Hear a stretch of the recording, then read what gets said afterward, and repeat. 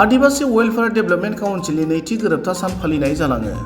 सनितपुर जिल्लानि ढेकियाजुलि साहा बागाननि गेवलां फोथाराव आदिवासी वेलफेयर डेभेलपमेन्ट काउन्सिलनि नैथि गोरोबथा सानाव एडब्लिउडिसिनि मासिगिरि आशिष हासदा, एडब्लिउडिसिनि गाहाय मावफुं सोद्रोमा दुर्गा हासदा, आसाम आयेन आफादनि बुंथिगिरि बिश्वजित दैमारी, एमपि कामाख्या प्रसाद तासाजों लोगोसे पृथ्वी माझी, एडब्लिउडिसिनि गासै मावफुं सोद्रोमा, गुबुन गुबुन बिबाननि बिबानगिरि आरो गोबां आदिवासी रायजो राजाफोरा बाहागो लादोंमोन। गुबुन फारसेथिं एडब्लिउडिसि एबा आदिवासी वेलफेयर डेभेलपमेन्ट काउन्सिलनि नैथि गोरोबथा सानाव आसाम आयेन आफादनि बुंथिगिरि बिश्वजित दैमारी आरो एडब्लिउडिसिनि गाहाय मावफुं सोद्रोमा दुर्गा दास हासदाया बाहागो लानानै खौरांगिरिनि सिगाङाव ओरैबायदि फोरमायो। এই মঞ্চৰ পৰা মোৰ আহ্বান এটাই যে সমস্যা এটা সমাধান হ'ব লাগিলে বোথ পাৰ্টি দুইটা পক্ষ চৰকাৰ আৰু সমস্যাক নেতৃত্ব দিয়া সংগঠনৰ নেতাসকল একেলগে বহি পেলাই এই বিষয়ত কিছুমান কি কয় বিষয় ওলাইছে যিটো নিষ্পত্তি কৰাটো অলপ প্ৰয়োজন আৰু অলপমান তাৰ কাৰণে অকণমান কি কয় এৰা ধৰা কৰিব লাগে, সেইবিলাক ফাইন আউট কৰিব লাগে। এইবিলাক সময়মতে কৰি গৈ থাকিলে সোনকালে চব সমস্যাৰ সমাধান হ'ব পাৰে। যিটো আদিবাসী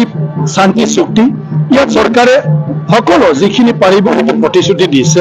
আৰু মই ভাবো এইখিনি কাৰ্যকৰী কৰাৰ ক্ষেত্ৰত কোনো ফালৰ অসুবিধা নাই। এইটো অলৰেডি আণ্ডাৰ প্ৰচেছ। জনজাতিকৰণৰ ক্ষেত্ৰত অসম চৰকাৰৰ কেবিনেট সাব কমিটিয়ে অলৰেডি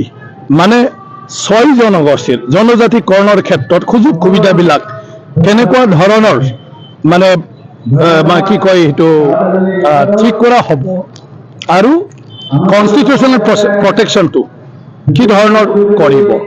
বাকী এই ক্ষেত্ৰত যাহাতে বৰ্তমানৰ জনজাতি ক্ষেত্ৰত বৰ্তমান থকা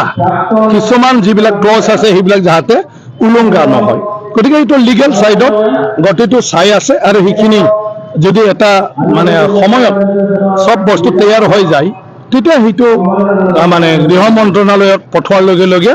এইটো পাৰ্লিয়ামেণ্টত বিলটো পাছ হৈ যাব। আদিবাসী এটা দিশত আগবাঢ়ি আছে বুলি কৈছে আপুনি, হোৱাৰ পথত আছে নাই? নিশ্চয়কৈ আজি আদিবাসী ৱেলফেয়াৰ যি আদিবাসী বিভিন্ন আঁচনিবিলাকৰ কাৰণে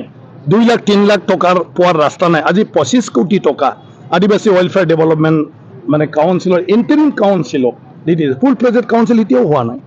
এতিয়া গাঁওবিলাক আইডেণ্টিফাই কৰিব লাগিব, জনসংখ্যা ঠিক কৰিব লাগিব আৰু সেই হিচাপে পৰিষদৰ সদস্যৰ সংখ্যা বাঢ়িব, কাম কাজ বাঢ়িব, তেতিয়া আৰু বাঢ়ি যাব পুঁজিটো। কিন্তু 25 কোটি টকাই দি আজি আদিবাসী কাউন্সিলখনে আৰম্ভ কৰিব পাৰিছে কাম কাজ আৰু কিছু কাম কৰণীয় আছে। সেইটো কাউন্সিলে এতিয়া কৰ্তৃত্ব পালে, এইটো অফিচিয়েল হৈ গ'ল, চৰকাৰে সেইটো নটিফাই কৰি দি দিছে আৰু তেওঁলোকে আদিবাসীৰ যিকোনো সমস্যাৰ লগতে আদিবাসীৰ প্ৰয়োজনীয়তা থকা যিকোনো বিষয় আঁচনি তেওঁলোকে প্ৰস্তাৱ দিব পাৰে, প্ৰপ'জাল দিব পাৰে আৰু সেইমতে চৰকাৰে ইয়াৰ ওপৰত বিহিত ব্যৱস্থা ল'ব পাৰে।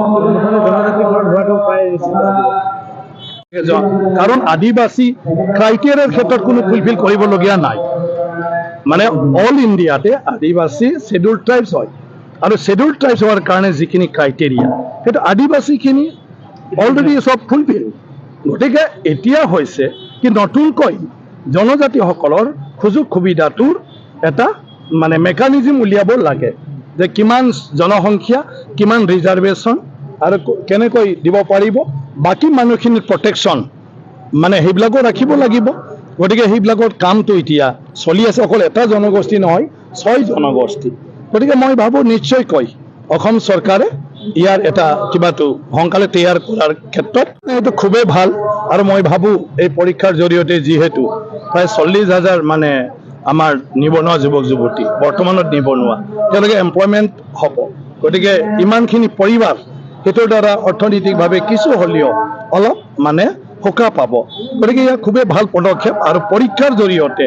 মেৰিট বেচিছত যিহেতু দিব তাত কাৰো একো আপত্তি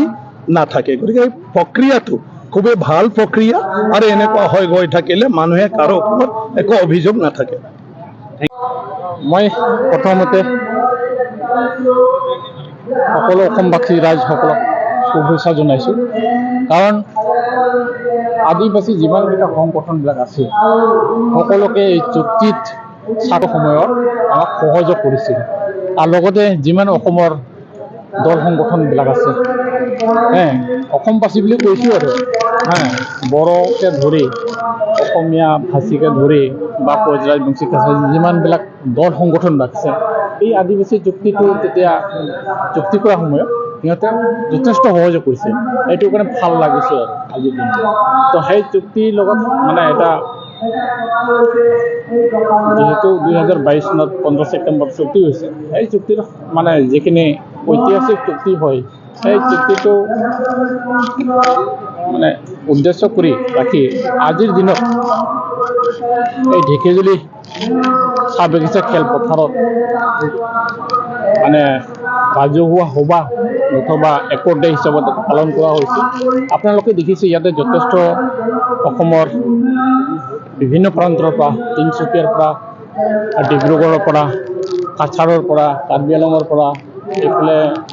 কোকৰাঝাৰৰ পৰা গোটেই অসমৰ ৰাইজসকলে উপস্থিত হৈছে ইয়াতে অসম বিধানসভাৰ অধ্যক্ষ আৰু প্ৰাক্তন অধ্যক্ষ দুজনেই উপস্থিত আছিল তাৰপিছত ইতিমধ্যে আপোনালোকে দেখিলে কামাখ্য প্ৰসাদ ডাঙৰীয়া আহিল বুলি সকলোৱে এটা পজিটিভ এটা মানে মেছেজ দি গৈছে সেইটোৱেই চবচে ডাঙৰ কথা ইতিমধ্যে চুক্তি যিখিনি ৰূপায়ণ কৰিবলৈ বাকী আছে কিছুতো হৈছে বাৰু যেনেকা AWDC গঠন কৰি দিয়া এইটো হৈ গৈছে আৰু কিছু হৈ গৈছে বাকী যিখিনি চুক্তিৰ যিখিনি দফাসমূহ আছে এই দফাসমূহ ৰূপায়ণ কৰিলে অসমৰ আদিবাসীৰ সমস্যাখিনি প্ৰায় 90% এইটো সমাধান হৈ যাব কিন্তু চুক্তিৰ সবচে ডাঙৰ কথাটো হ'ল এইটো জনজাতিকৰণটো 2019ত ৰাজ্যসভাত উত্থাপন হৈছিল আৰু এইটাৰ এটা প্ৰক্ৰিয়াবিলাক চলি আছে অসম চৰকাৰ আমাক জনাই আছে সময়ে সময়ে বা দিল্লী চৰকাৰ আমাক জনাই আছে আমি যিটো ৰিভিউ কমিটি হয় এই ৰিভিউ কমিটিবিলাকত দফাসমূহ বেছি আলোচনা হয় তাৰ কাৰণে জনজাতিকৰণৰ ওপৰত বেছি আমি জোৰ দিছোঁ তাৰপিছত যিসকল মাটি পাট্টাবিলাক এইবিলাকৰ বিষয়েও মানে চৰকাৰক নতুন কাউন্সিল হয় যিখিনি কৰিব লগা আছে ৰাজ্যৰ কাৰণে সেইখিনি কৰি আছোঁ আমাৰ কাউন্সিল হয় ডিউটিটো হৈছে মানে চৰকাৰক জনাই দিব লাগে আৰু যিখিনি উন্নয়নৰ কাৰণে কৰিব লাগে যিখিনি পুঁজি দিছে আমি সেইখিনি সৎ ব্যৱহাৰ কৰিবৰ কাৰণে চেষ্টা কৰিছোঁ অলৰেডি যিখিনি অলপ চলপ ফাণ্ড পাইছে সেইখিনি কামবিলাক চলি আছে আৰু মানে ছাপ'জ এই আমাৰ APSC কোচিং এইবিলাকৰ প্ৰচেছ হৈ গৈছে আৰু নাৰ্ছিঙৰ কোচিঙৰ কাৰণে সেইবিলাকো আমি প্ৰচেছ মুঠতে আমাৰ ল'ৰা ছোৱালীবিলাক যাতে বেকাৰত ভৱিষ্যত থাকিব নোৱাৰে সকলোৱে ভৱিষ্যতৰ এটা সংস্থাপন পায় সেইটো আমি কামনা কৰিছোঁ কাউন্সিলে সেইবিলাকে বস্তু গোটেইখিনি বস্তু চিন্তা চৰ্চা কৰি আছে বা কাম কৰি আছে আৰু ভৱিষ্যত আগন্তুক দিনলৈ কাউন্সিলবিলাক আদিবাসী ৰাইজৰ হৈ কাম কৰি যাব।